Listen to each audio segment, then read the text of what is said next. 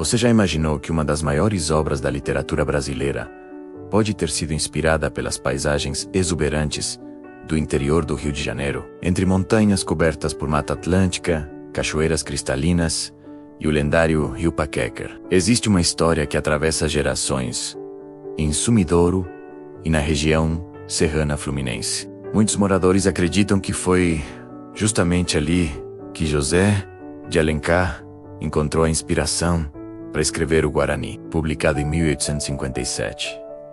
Mas será que essa história é apenas uma lenda? Ou existe algo de verdadeiro por trás dessa tradição que resiste há mais de um século? Durante o século XIX, a região de Sumidouro e das terras cortadas pelo rio Paquequer era considerada uma das mais belas áreas do interior da então província do Rio de Janeiro. Relatos de viajantes descreviam um lugar praticamente intocado pela civilização. Os exploradores falavam sobre vales profundos, paredões rochosos gigantescos, florestas densas e inúmeras cachoeiras que despencavam das montanhas, formando cenários capazes de impressionar qualquer pessoa que passasse pela região. O rio Paquequer, cujo nome indígena significa Rio das Pacas, serpenteava pelos vales formando corredeiras, curvas sinuosas e paisagens que pareciam saídas de uma pintura. Sua beleza se tornou famosa entre viajantes, naturalistas e artistas da época.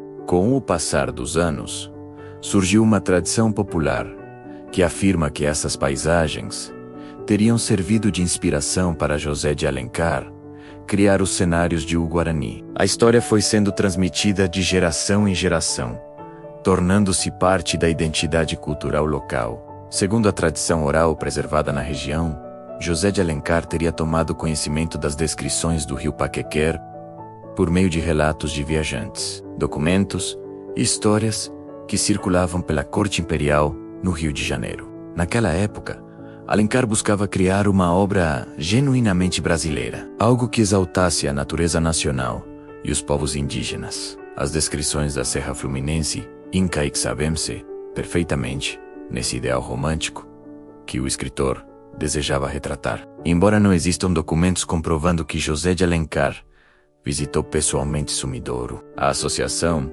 entre o romance e o rio Paquequer tornou-se tão forte que muitos moradores consideram essa ligação praticamente uma certeza histórica. Para quem vive na região, as montanhas cobertas por mata nativa, os rios cristalinos e as cachoeiras monumentais foram a verdadeira musa que ajudou a dar vida ao universo de Peri e Ceci. Um detalhe torna essa história ainda mais fascinante. No próprio romance, José de Alencar escolheu o rio Paquequer como cenário principal da narrativa, algo que fortaleceu ainda mais a ligação entre a obra e a região serrana. Nas páginas de O Guarani, o leitor encontra descrições de rios caudalosos, florestas exuberantes, encostas íngremes e uma natureza grandiosa. Muitos desses elementos coincidem com os relatos históricos feitos por viajantes que passaram pela região. Diversos estudiosos apontam que a paisagem natural